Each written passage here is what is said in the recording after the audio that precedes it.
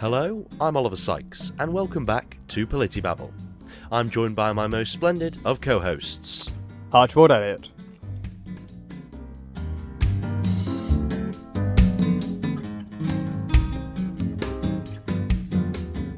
Yes, that's right, we are back for another week.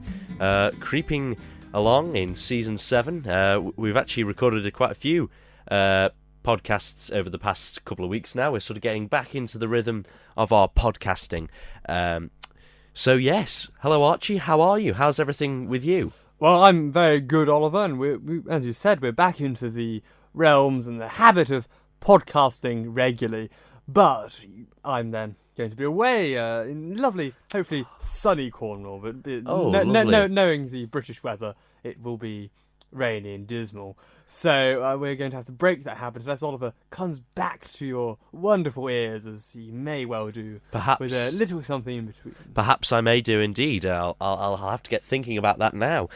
But I do have actually another performance coming up soon, so maybe I might not be able to. But hopefully we will keep in the swing of things. But hope you get some Cornish clotted cream. I bet that'll be jam first for you, will it? Or no, I'm very much cream first. Very good, very good, very good. The proper way, the only way. Very good. I'm very glad to hear that. So Archie, please tell us more about what we will be discussing today. Well, as you might have guessed, listeners, from the title of the podcast, we're discussing that very, some say complex, some say simple, but the ever-pressing issue of dictatorships and their constitution in our modern world. So we're on our usual quest to discover the best of the best systems, and we discuss the flaws of democracy and the flaws of everything, so why not the flaws and perhaps benefits of a dictatorship? And also the slow move towards things that so often leads us towards these dictatorship style of governance. There's small nudges that we, I think, talked about. I can't remember which episode we were talking about. It's a slippery slope. I've forgotten the actual name I discussed. Just creeping normality. Creeping normality, yes. Yes, it's a very interesting topic. One that sort of, I think the main thing with the podcast, which we tend to often do, is things, and this is the main sort of thing about politics, is everything that governs us. So things interlink. We like to come back to certain topics. We like to sort of keep sort of discovering more. And I think the main thing about this podcast for us is that, things change. Archie's views on something may change. My views on something may change. It changes during the podcast, and I think Oliver's views may become correct. Yeah, okay. As I like to say. I think this is the main. And I think this is the main thing for our listenership as well, is that we provide sort of a platform for views, and we look at different views. And I suppose it just the one thing I like about this every week or every time we go and do it is that it makes you think. It makes you consider approaches, and I think that's a really useful thing. So Archie, what is a dictatorship? First, and the best thing about this is we break down sort of. We try to break down things from sort of scratch, and then we'll go into a bit more detail and stuff. And for me, it's with Archie and his great knowledge, it's kind of a lesson for me from week to week. But anyway, enough of my ramblings. He's setting me up to fail here with his obtuse flattery. Yes. But on the terms of what a dictatorship is, we may be more used to in our modern world this idea of a dictatorship being a one-party state per se, but the idea of a dictatorship, as I think we'll go on to discuss, is our democracy a quasi-dictatorship? What really classes as that dictatorship? Because we take a standard definition, which would be the power is concentrated at the hands of one person or a very small group of people, and they generally rule over us. But we have different types of dictatorships. We have the likes of a military dictatorship, where the military very much rule the country, and this happened a bit through Africa as well, and the post-colonial period. But we also have those almost more larger-than-life dictatorships, I think Stalin's a great example there, or even Chairman Mao. They're made up to be this deity, and then we could even argue is a form of monarchy. Is an absolute monarchy classed as a form of a dictatorship. So all these things always move into this idea of what a dictator is. We see even in Roman times, dictators still existed in forms of a special magistrate who held it was quite well-defined powers. So it wasn't so broad as a dictator we might see today is. Normally for about 6 months. But now we see dictators, if you look at states which are one party, I shan't name them, so we shan't get hacked by any of the wonderful states. I'm doing that with a wonderful in quotation marks. So that's kind of where we sit. Oliver, I'm interested to hear your first thoughts on what do you think of a dictatorship? Well, I think I want to sort of pick up on the absolute monarchy kind of thing. Well, the thing with is it's kind of the absolute monarchy. It's passed down, isn't it? You can't control, whereas what am I trying to say here is a dictatorship. You've gained the power, whereas not necessarily. If we look at, for example, North Korea, where we have the Kim family ruling. Ah, yes. It's still passed down. It's a dynasty. Yes. Still. Oh, yes, I suppose so. So that's... What would that be described as, then? An absolute dictatorship, would it? Well, the thing is, it comes down to the definitional... It comes down to almost a definitional debate. And I did quite a bit of world school debating in that style, and we always hated having to have a definitional debate. And I've had one once on this house... supports a global basic wage, and there was disagreements over what classed as a global basic wage. Some people thought it was a mandated set wage, others thought it was almost a form of UBI, and going into that, it was very clear that the proposition who created, if you know world school debating, is a proposition of 3 in opposition of 3, speaker 1, speaker 2, speaker 3, and then a summary. But the proposition put forth a very disagreeable, an unreasonable definition of a global basic wage.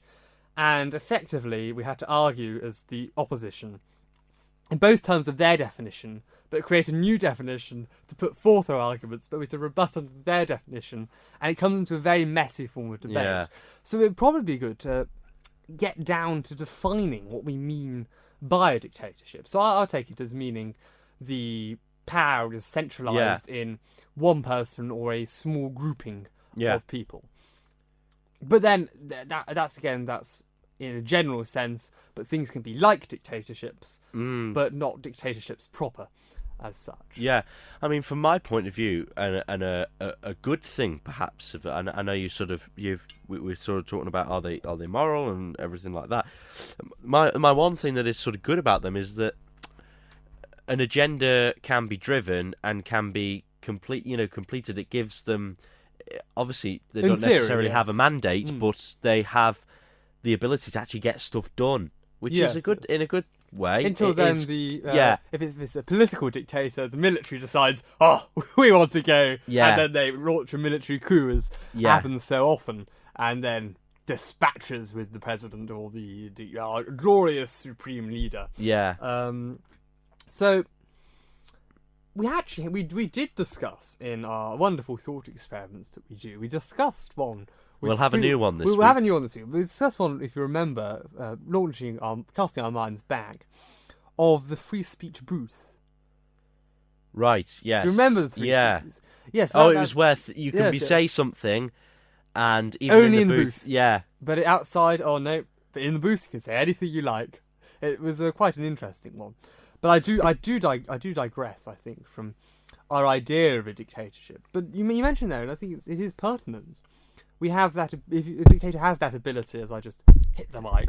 Thank you, Archie, for doing that. Yeah, you're very, very welcome, Oliver. They do have the ability to get stuff done, in theory. And that isn't so... it isn't represented so much in our political system here, or especially in America, where it's very much like a pendulum. It's like a metronome. It goes left, right, and they doesn't call centralise. They have the umbrella kind of there's so much goes under, but it's so polarizing.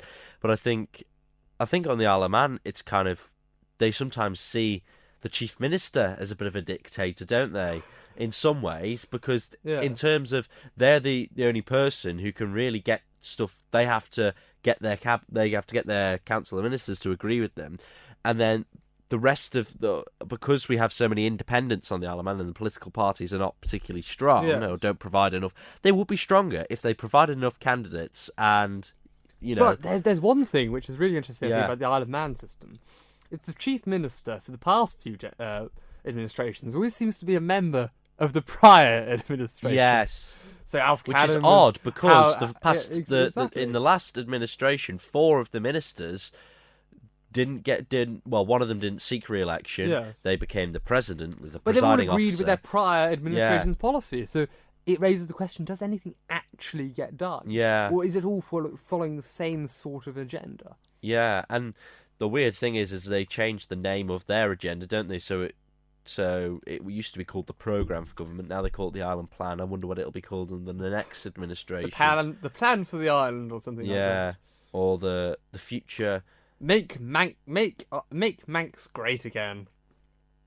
Yeah, well, yeah. No, it wouldn't be, because Manx is already great. I do forget that. Make Manx greater. Yes. Or more greater, to use the local grammar. Yeah. Excellent. But it does raise an interesting point how on the Isle of Man things it's difficult for them to actually come to it's like the Island Plan. Surely it takes so. Surely you'd think that because the government have been elected, why do they have to go and consult the other members so much? And this is the one thing, is that they have so many workshops and stuff to sort of get the plethora of views. But surely the Isle of Man government is elected and shouldn't have to do so many consultations. They're elected. They've got the mandate from the people to deliver. So should we turn into the Chinese Communist Party, the CCP, where they have their annual party conference and they discuss such matters? Well, I believe that views should be inputted, and obviously the electorate are right to have an input because they elected these people. But this is the difficult thing with independents, is because they sort of have to form this coalition kind of thing, and it's difficult, isn't it, for things? And this is why on the Isle of Man things take so long, because there's so much to get through in terms of debate and proposals and everything like that. It takes a while. Indeed. But yeah, I thought that'd be an interesting point to raise. But would you say, Oliver, there's such thing as a benevolent dictator?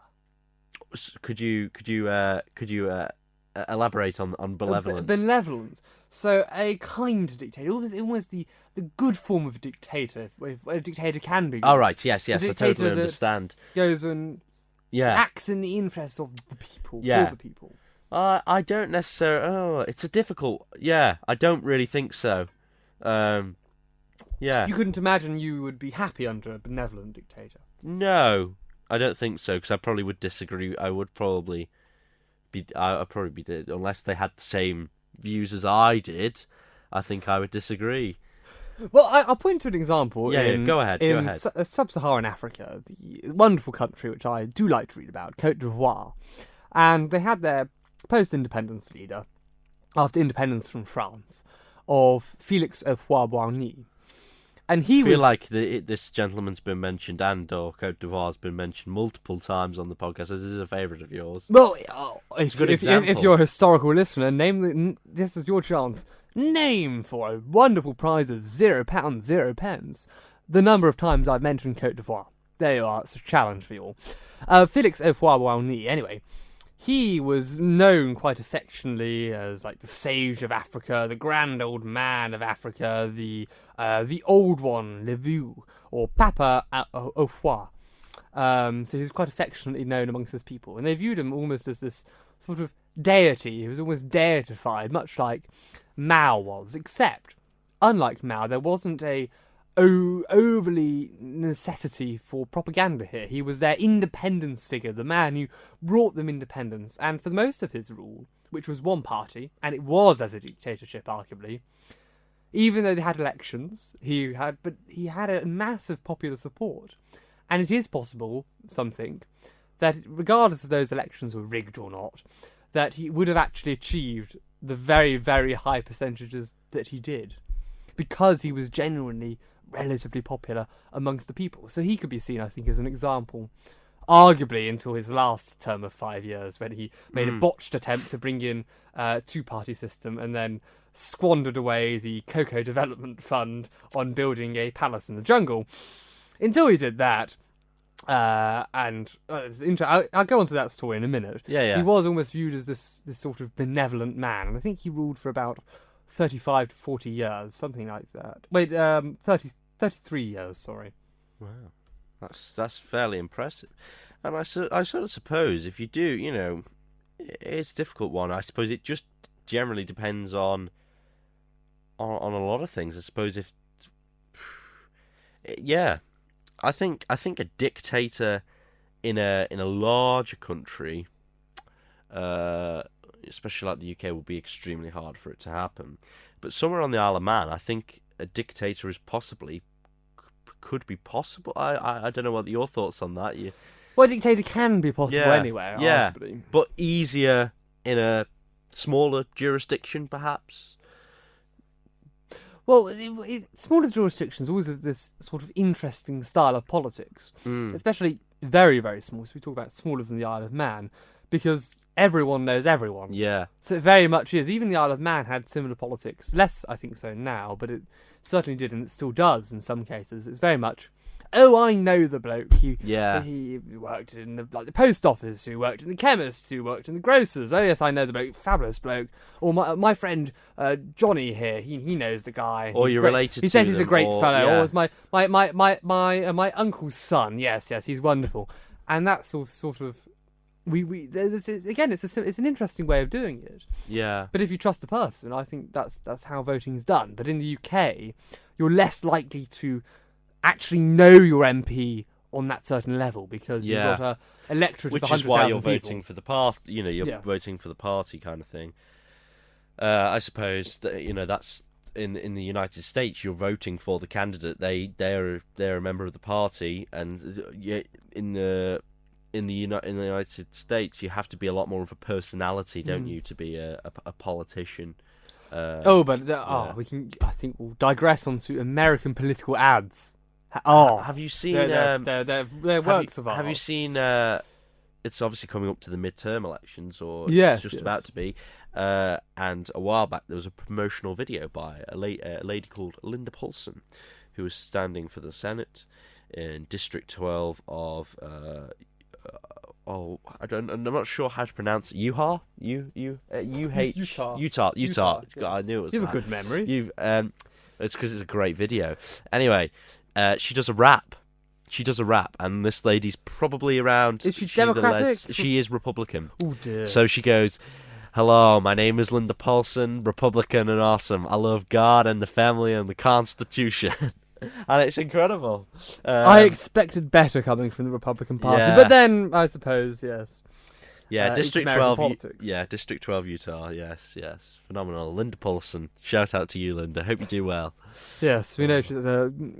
I'll have to play it. Listener I think my version was just as good, if not better. Well, if you can find it. I'll try. I should talk about the Cocoa Development Fund. You go ahead, Archie. You go ahead. So yes, the Cocoa Development Fund for Côte d'Ivoire was an interesting thing. It was set up.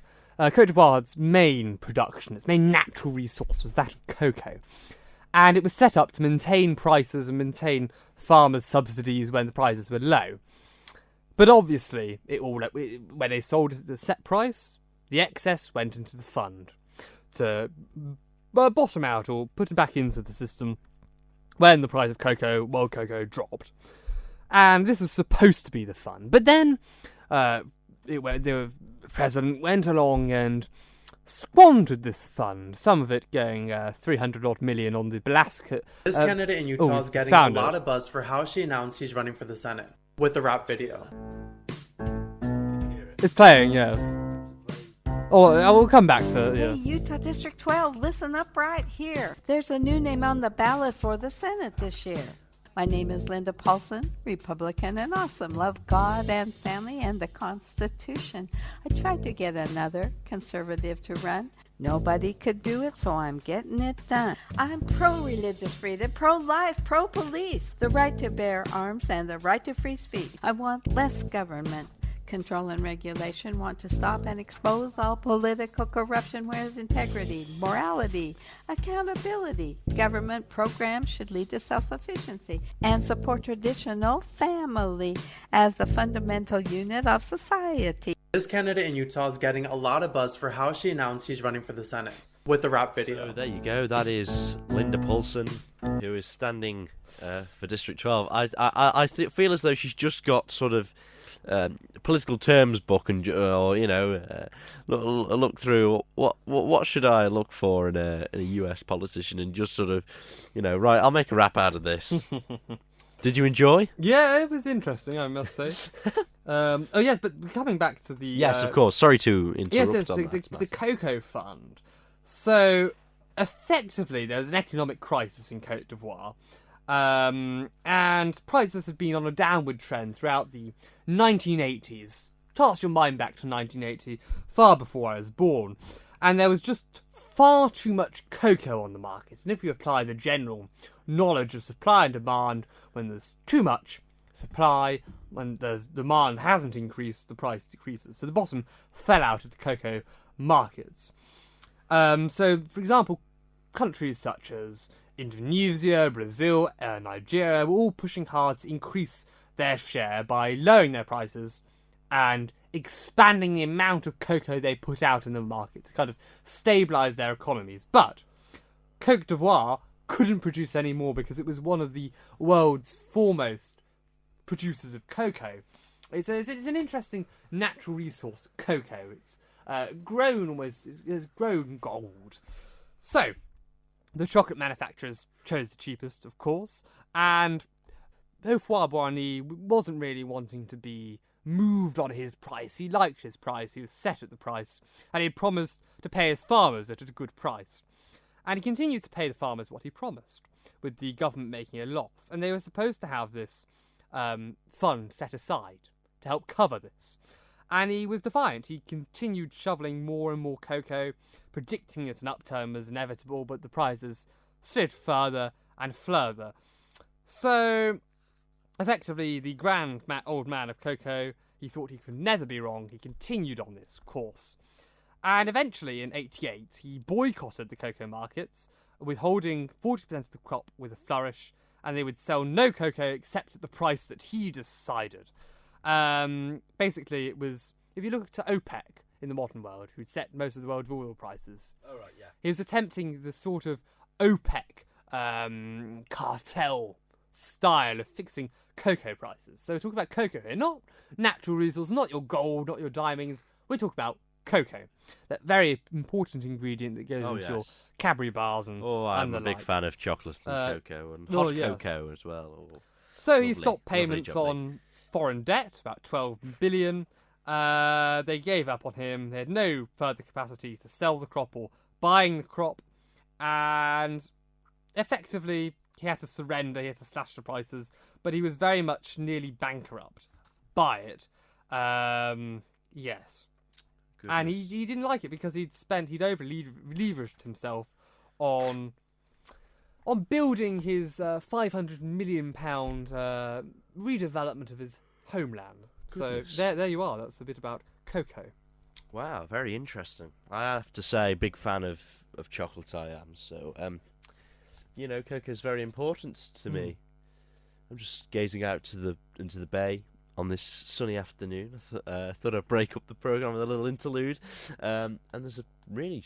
I can't tell whether that's a reflection of the sun or a really strange vessel in the bay. I can't seem to tell. Doesn't seem to be moving. Anyway, the is it the RF? I can't remember what it's called. The Arrow, anyway, which is the Alemans freight ship, is in the harbour. And there's been a bit of a debate on how the government gets hold of that and what they're going to do when the Manxman, which is going to be the new vessel, comes into play in the next year or less than a year now, should hopefully, when we have our new ferry terminal, and it's coming from South Korea, and it's going to be a lot bigger and a lot better than our current main vessel, the Ben McCree. I got my terms slightly wrong. It's the Cocoa Stabilisation Fund, which is a fund to stabilise the internal cocoa prices in volatile times. Right. Not the development fund. Archie, can you see out the window and sort of where my head is? Look towards the sort of big building on sort of... Yes. Yeah. Are they waves over there or a ship? I can't tell. It looks... I've not got binoculars. There's binoculars in one of the studios, so I've got no hope. Yeah, I can't tell whether it's waves. It may be waves, but I think it might be. If it isn't, it's a very strange looking vessel. But it looks as though, I don't know whether you can tell, it looks as though it's not too far away from, like it's quite far away from the cliffs. Anyway, that was a short interlude. We digress. We should go back to the idea of dictatorship, the alternative to democracy. And whilst I was thinking about dictatorships, I always turn to the criticism of democracy, because it is almost an antithesis almost of democracy. So I think we should turn to Plato's Republic, where he criticises democracy. I'm not sure, have you come across much of Plato's Republic, Oliver? I haven't actually. No, I am interested though in. So we see, for example, in Book 6 of Plato's Republic, where he uses an analogy of a ship's navigation. He argues that basically we're in a ship and should we elect the captain of the ship by popular vote. Do you think that would be a good idea, Oliver, to elect the captain of the ship you're sailing on by a popular vote? And so this captain could be any of the members on the vessel? Yes, it's just a popular vote. Well, I'm sure in this day and age that we'd be looking towards a captain with the correct qualifications and experience. So perhaps if there were several members of this crew, that a selection of 5 of them that did have the correct qualifications and experience, then I would look to popularly elect them, mainly based on the idea of perhaps trust. We recently saw a vessel run into the Isle of Man's shoreline because they were coming around the north coast, the northeast coast of the Isle of Man towards the Point of Ayr, which only sits about 20 miles as the crow flies from Scotland, and the ship run aground because one of the crew members, or whoever was responsible at the time, I don't think there was many people on board, it was dark, and one of them had gone to the toilet. And they're bearing in mind they probably had a little route to go around the top of the island. So just imagine like the sort of a spherical kind of shape. And they were obviously on their way to, I think, Ireland or something like that. Anyway, they ran aground, and it was all because of one of the crew members went to the toilet. So it does go to show that you need a level of trust in there as well. So I would probably be, if I was one of the crew members, I'd be voting for the person who probably has the most experience, the person who's been, who I believe is trustworthy to do so. So I don't think that they should pick from any of the crew members. I think it should be from a particular section. Yes, but the thing is, it doesn't always happen like that. So I read from you the analogy in proper terms, as Plato puts. Okay. So suppose the following to be the state of affairs on board a ship or ships. The captain is larger and stronger than any of the crew, but a bit deaf and short-sighted, and similarly limited in seamanship.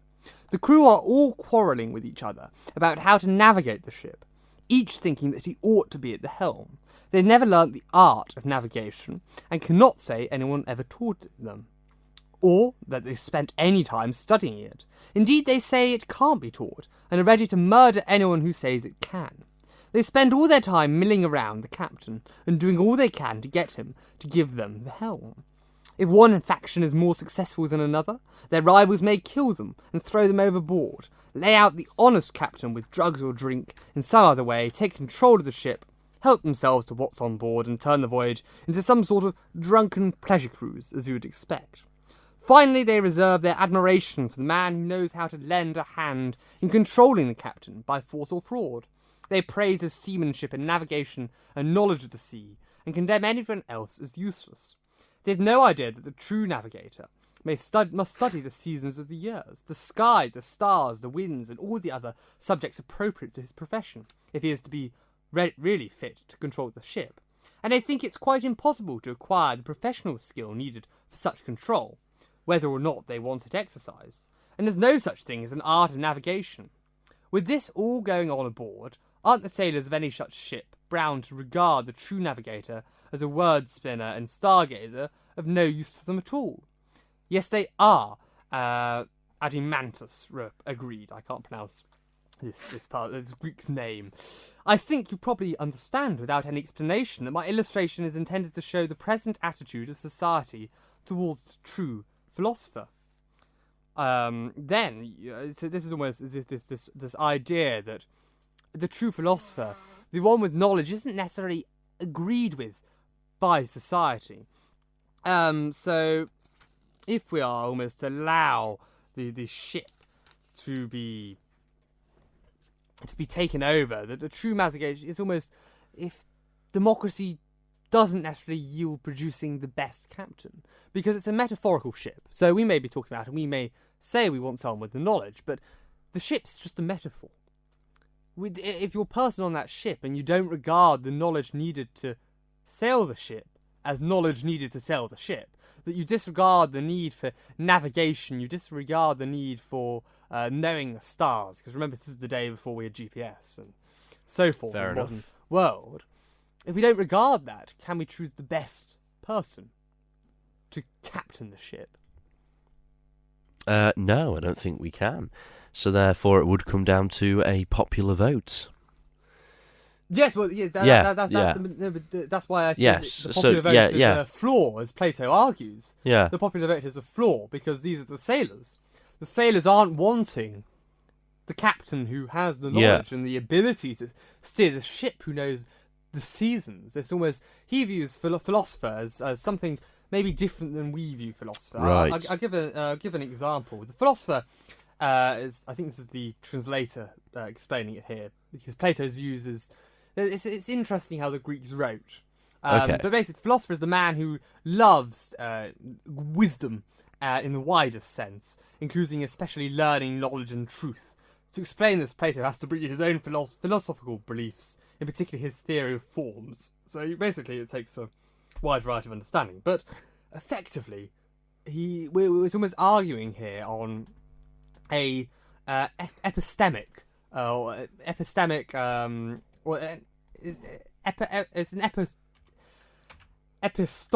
epistocracy, which is a type of almost technocrats, so a very similar thing. It's the rule of the knowledgeable over the rule of the masses, is effectively what he argues. He believes that philosophers should rule almost as these philosophers' kings, who really loves that idea of this knowledge and the search for true reality. So, if you look in democracy, for example, there's an interesting, when I was reading about this, there's an interesting example pointed to Michael Gove, of which we all know of, I'd expect. We all know and love. Yes. Michael Gove, who refused to name any of the economists who would back Brexit in the Brexit election of 2016. And he said, this people in this country have had enough of experts. Right. But that's the sense we maybe get into when we see sometimes the rise of dictatorships. They say people have had too long of listening to these officials unelected, and that's how the dictators get in. We've had far too long of listening to the wealthy. We need a man of the people, and stuff like that. Yeah. So I see Plato's criticism of democracy of having some merit. I won't comment on whether I agree or not. I'm not yet sure on that myself, but I would say it certainly has some merit. Well, what do you think, Oliver? On the basis of Plato's argument that we need almost philosopher kings, a person with the knowledge taking the helm of the ship, being the captain. Yeah, I'm not particularly particularly sure on that. Whether I agree with it. Interesting, yes. Well, I leave you listeners to think over that. But we move into democracy. I think this is a bit of a topic that's closer to home. Is our two-party system a form of dictatorship? Because once we have limited choice, we're limited in our options. We're not told there's 50 different options. We're told there's 2 options, red or blue. And occasionally yellow, but yellow never gets in. So we have red or blue. And they're not overly different between the two. There's a lot of overlap. We like to point out in politics that they're going to kill the country. They're socialist communists. Oh, they're very right-wing conservatives who want to trash the working man. But actually, the dichotomy, because they're both centre-right and centre-left, respectively, there's still relative amount of overlap. I think, at least. Oh yeah. Would we think that's something sort of democracy? Oh no, dictatorship. Yeah, I would agree with that into some sense. But I do believe that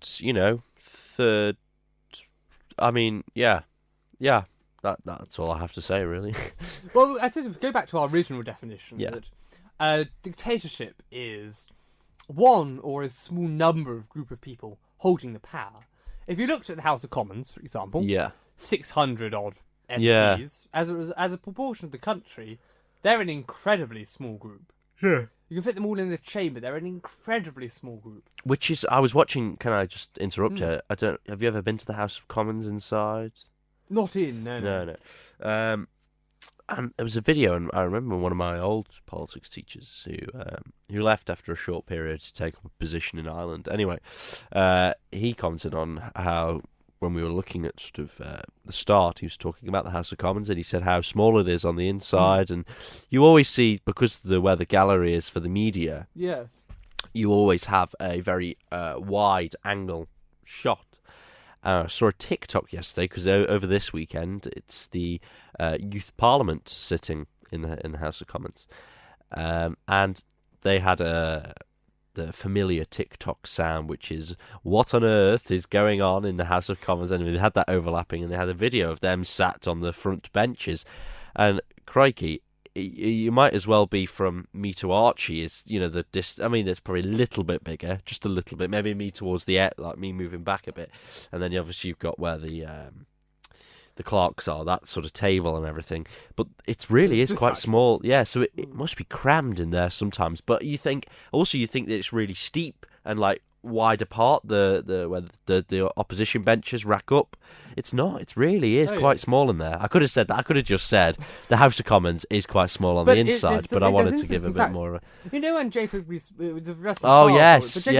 When he was lying down, it's actually very common in the chamber, before television cameras went in, for politicians to put their feet up in long debates on the table. Yeah. Very, very, very common. Because it's only when public cameras went in, they thought, we can't really do this because of public image. But obviously he was actually lying back because he was listening, because they have built-in speakers. They have like little House of Commons logo kind of thing, or whatever it is, and then speakers built into the benches. So that's actually why he was lying back.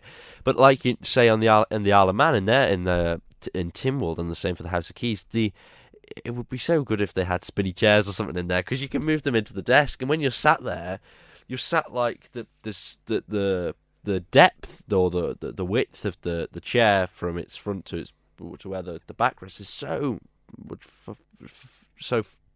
big, and then your distance to your desk, you've got to always sit up. You've got no back support because you're always sat, because if you're small or whatever, or you've not got long legs, it's annoying, isn't it? If I'm working at a desk, surely you'd want Parliament to be more comfortable. If I'm working at a desk, I generally don't sit back in my chair.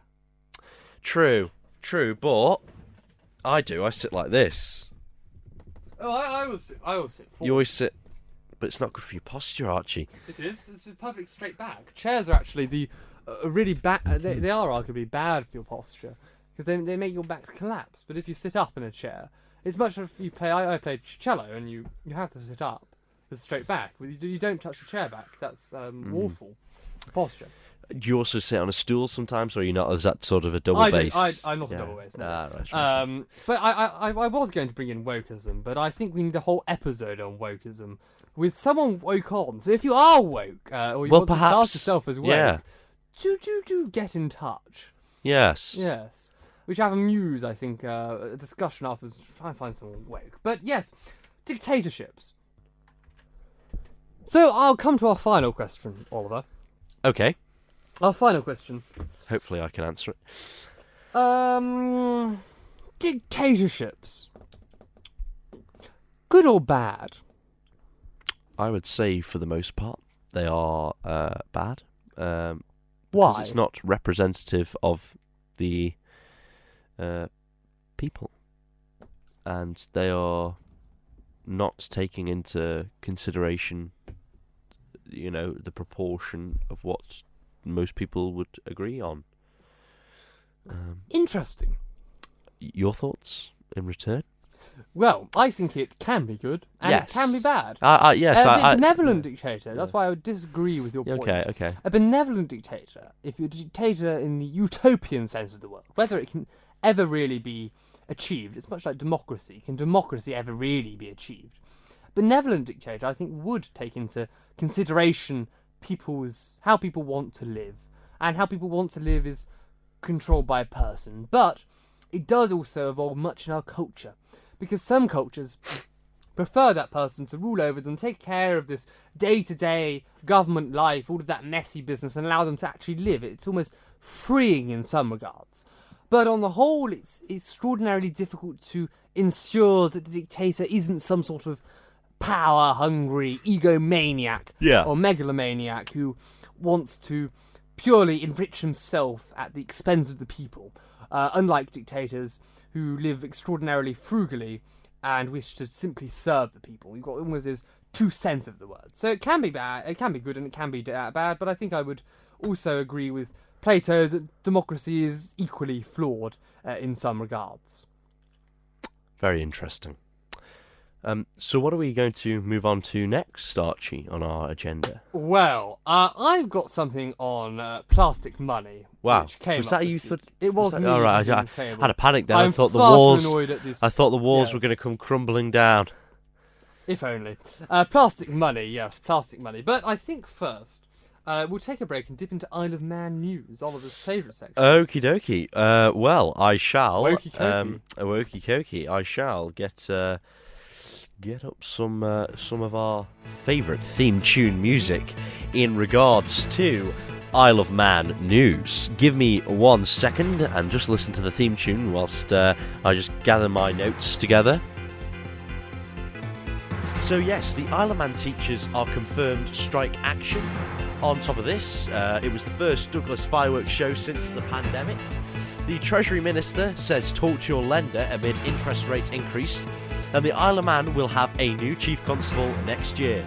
On top of this, the relationships with South Africa will drive economic growth, says the Isle of Man's Chief Minister. But one teaching union has actually accepted the education pay offer in regards to the strike. So there we have a quick few news stories in regards to Isle of Man current affairs. So Archie, what are your thoughts? Well, to be perfectly honest, Oliver, I've had almost a news detox for the last week, so has that improved your well-being? Absolutely, yes. Best thing to want to do. I've actually next 2 weeks off as well. It's fascinating. I think the news is it moves so quickly. The news is an interesting concept, where I think things are now, thanks to, we should cover an episode on this, thanks to the 24-hour nature of news. Yes. Everything has got to be sensationalised. Everything must be, it's a crisis, when actually it's the pound's only dropped 1%. Yeah. Oh, it's an absolute, it's just an absolute crisis, when actually they're very small and insignificant events in a large scale fabric of our country. Well, yeah, funny enough, for me, who's hoping to go into sort of media or journalism, perhaps, and I've been thinking about this. I've just destroyed Oliver's... No, because I sort of agree with you in the sense that the sensationalism, and funny enough, I was watching, I shouldn't say this, but I was watching a video of from The Sun, and they were doing a day in the life of Prime Minister, which I wouldn't. I've only watched that Archie actually leaves the building. No, I'm back. He's back. Yes, I was actually watching. At least it wasn't The Guardian. Fair enough. And I was only watching it because I wanted to know about the day in the life of Prime Minister, and it was with David Cameron, and he was saying how when he listens to the news, he reads the papers, and he says he doesn't. He looks at. Or I was watching someone else. I can't remember what it was about. It was them reading Facebook comments or something, and David Cameron will watch the news channels in the morning, and then but he doesn't really. He'll get someone to inform him of anything big happened or anything between political leaders or anything like that, international. But he really doesn't like. He's not a big fan of. Well, when he was in power, was not a big fan of having the news on 24/7 because he found it would probably not do well for himself. Well, it's almost there's no need for it to be so 24/7. Yeah. I preferred it when it was the morning paper and the afternoon paper. That was it. And now they have the 11 o'clock preview and all that jazz. Anyway, yes, teachers' strikes. Well, it is in their rights to withdraw their labour if they don't feel they're being paid well enough. Yeah. But the government, I think, should have sorted it out. Well, the government did offer most recently a 30% pay increase. The Education Minister says a teaching union's call for 30% pay increase are not realistic. And they did put an offer out saying that they would be first time of starting out teachers would be offered, instead of £24,000 a year starting salary, it would be £36,000. But the thing there where I think it is unfair, in discussions with people in the education sector, is the fact that yes, those new teachers are on that new salary, but they haven't boosted all of the salaries by that amount. Yes. It used to be you work up, and the longer you work, then you reach the top salary of the teacher. But if you're just narrowing the gap between the lowest paid and the highest paid, it's surely unfair for those who've been in the sector. But also, since it won't make people probably won't make people stay in the sector, will it? Because you know what I mean. But no, I do believe that the teachers work incredibly hard. Indeed. And they have their workload. They do a lot outside of their contracted hours. But I think the government really should have sorted this out. Yeah, they need to get it sorted because all about this island plan and building a future. They want to retain teachers. Yeah, and there's not many students going into teaching now because of how their experience has been over the past couple of years. Of crikey, this is how it's been.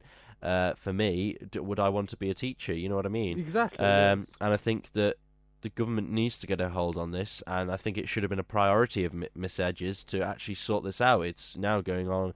It's going to be going on quite a while probably into the middle of her tenure. So she needs to get a hold on it, I believe.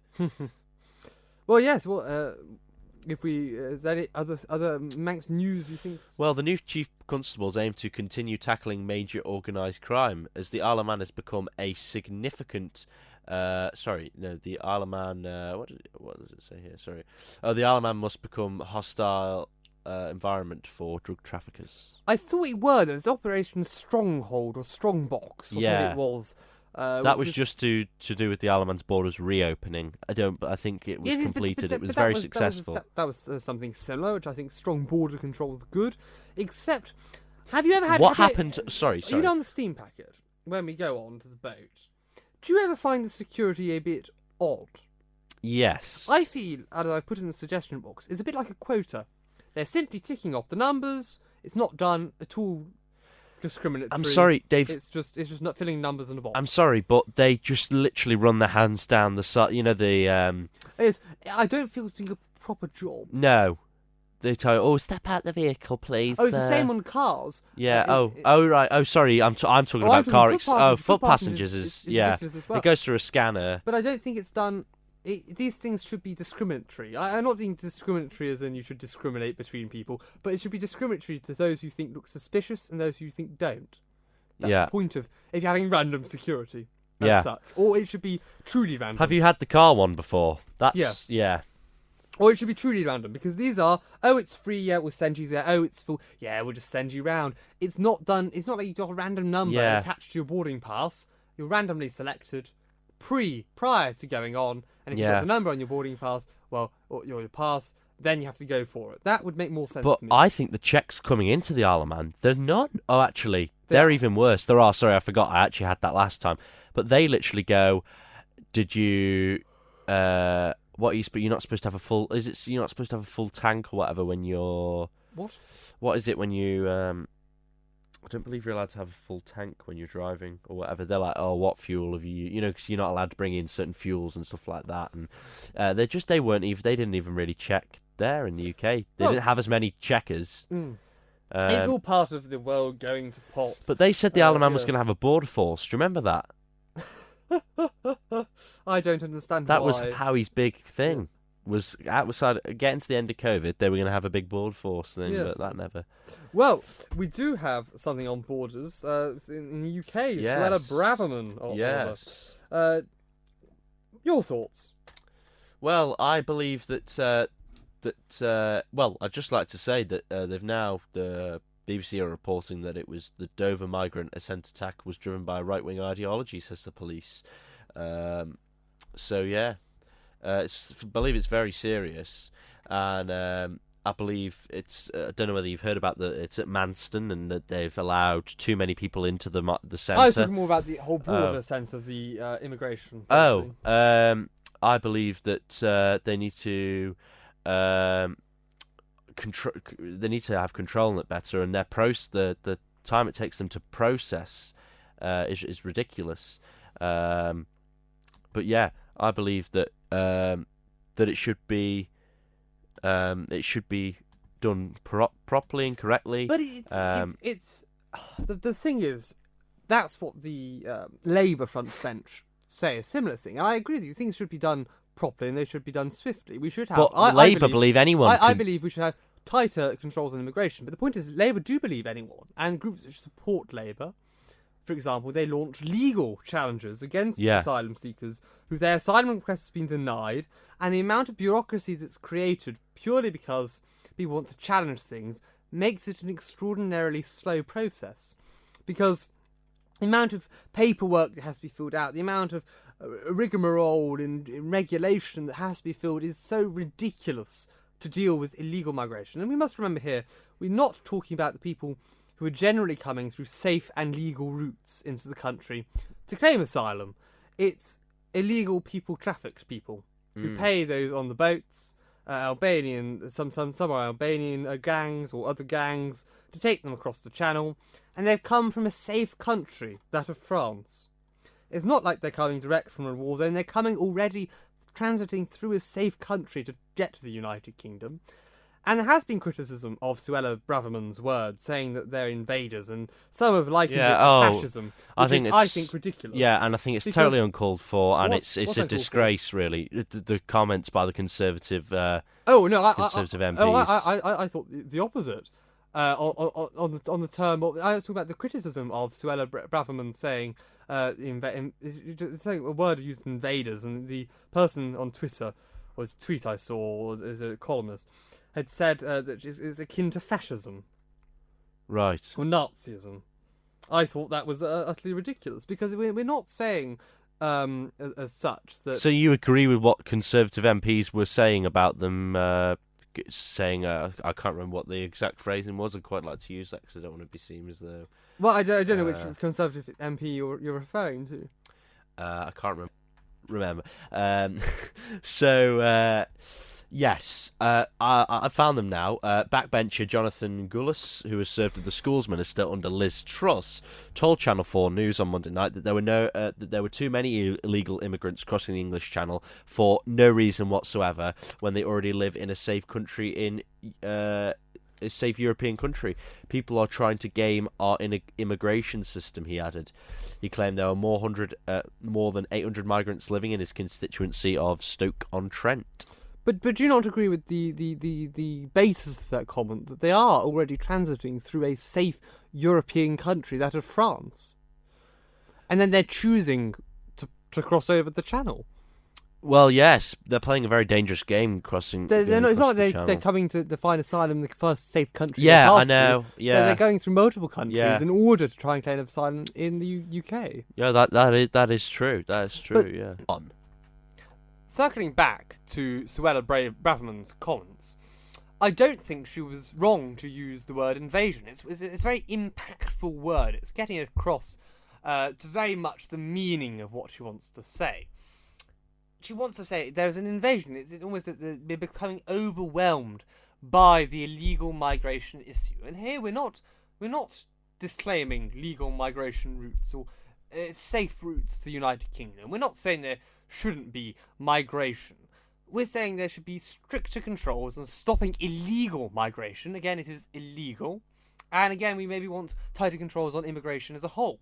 And with the issue of illegal migration and the asylum costs, as Suella Braverman rightly put, it costs roughly £120, £140 a day per illegal migrant to keep them in the country. It's an inordinate cost that the Exchequer simply shouldn't be made to bear, should it?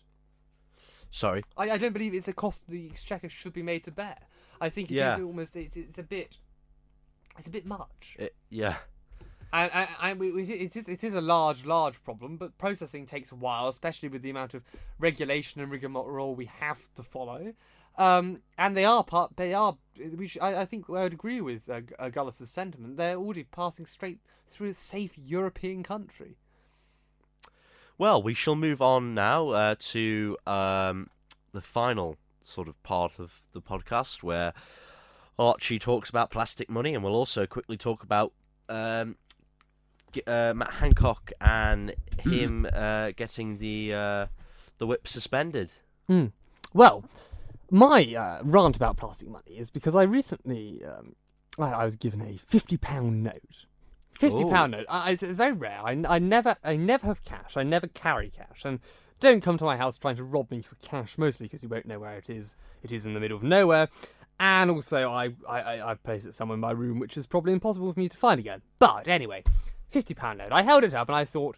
I sat there for a good half an hour thinking, how can this be worth £50? I looked at books and thought, those books worth £50. A book is worth £50. How can this note be worth the same value as that object? It just doesn't, to me, make sense. I miss those days of paper money. That tangible aspect is almost sort of laid paper, where you can really feel the money, and it feels like something real. But still, I don't believe that has intrinsic value. It no longer has monetary value. And if you look at, I think it all started when if we go back to when we got rid of the gold exchange, where you could go into the Bank of England, you could give you a £10 note, where it says on the note, I promise to pay the bearer the amount of £10. You go, you put your £10 note or your £50 note, and they would exchange it for gold, because we had the gold standard, where our currency was backed by something physical. And even after the gold exchange got removed, and you could no longer go and exchange your note for actual bits of gold, and it was still under the gold standard, I still view that as a time where currency had value, because it was backed by something. But now it just floats as a fiat currency on this market. It's floating, and it's a unit of currency exchange, the pound. And yes, I can give you £5 and buy that object over there worth like an apple for £5, which is probably an extortionate amount for an apple, and I won't bother to go into the price of milk. I could tell you the price, as Boris Johnson said, of a bottle of champagne. But it doesn't feel real to me anymore. We see these numbers on a screen. We're so used to these money just being these numbers on a screen. We hold our phone up and it suddenly allows us to take back the newspaper from ShopRite. Do you use Apple Pay then at all? I do, yes. But it just doesn't feel intrinsically real. I like physical objects. You see me surrounded here by books if you're in the studio. Yeah. Physical objects. I can see this book. It has some sort of worth. It has value. It's an object. But that note is a flimsy little bit of plastic. I think one thing with people with Apple Pay is they forget. But it's a payment. Yes, you're just going tapping with your phone at something. So it's not, because there's also you've just got to hold the phone like this. Like you don't if you don't have to have. You just need to. 2 taps of a button, exactly. And if you have Face ID, I think you have to have Face ID. Yes. I think you do, but it just scans your face, so you don't actually have to go through any process. But it's no less real, I think, than plastic money. Plastic money just sits around. I preferred paper money. Paper money I felt was a bit more real than plastic money, but it still had no value. Surely plastic money was a move to plastic money to stop. What's it called? fraud, counterfeit, and also it's cleaner and less easy to be dismantled, broken and. It doesn't mean I like it more. Because you can't actually rip a plastic note, can you? It spoils the fun. Yeah. But you used to have the old Manx notes, which were impossible to burn as well. Were they? Yes. My mother always tells me funny stories of when she'd a party trick on tennis tours. You'd have the £1 note and you'd say, you can't even burn it, hold it in a candle, it just wouldn't burn. Wow. So, yes, the old days of money. But it's almost that intrinsic feeling of I still don't believe it has a proper worth. It's just a flimsy little bit of paper that allows me to go and buy things, which is great on the one hand, but in itself is worthless in another. If currency was just to collapse around the world, I wouldn't be holding anything. But if I had a silver dollar, which was made of silver, I had gold, I'd still feel it had some sort of worth because it's a physical object. And that's my rant about money. It sounds like I'm 8 years old and just... Very interesting. Well, if you've got to this part of the podcast, thank you so much for listening. I hope you've enjoyed it. If you want to listen back to any of our previous, not future, podcasts, you can go to manxradio.com/podcasts/Politibabble. Next week, we aim to pick up on the thought problem we were supposed to have. That maybe lead us on to covering, and it does actually prove the front cover of this book where we take our thought problems from, of animal cruelty, because that's what the thought problem is based upon in a sort of sense, and animal rights. So I think we'll also look at that then maybe in our next episode. That'd be very interesting. Indeed, yes. As our next thought problem is called Eating Tiddles. So that does conclude our podcast for this week. We really hope you have enjoyed. Thank you, Archie, again for your great contributions. Oh, thank you, Oliver, for your extraordinarily wonderful contributions. Not sarcasm, just to be clear there. Well, thank you very much. That concludes the podcast. You've been Politibabble.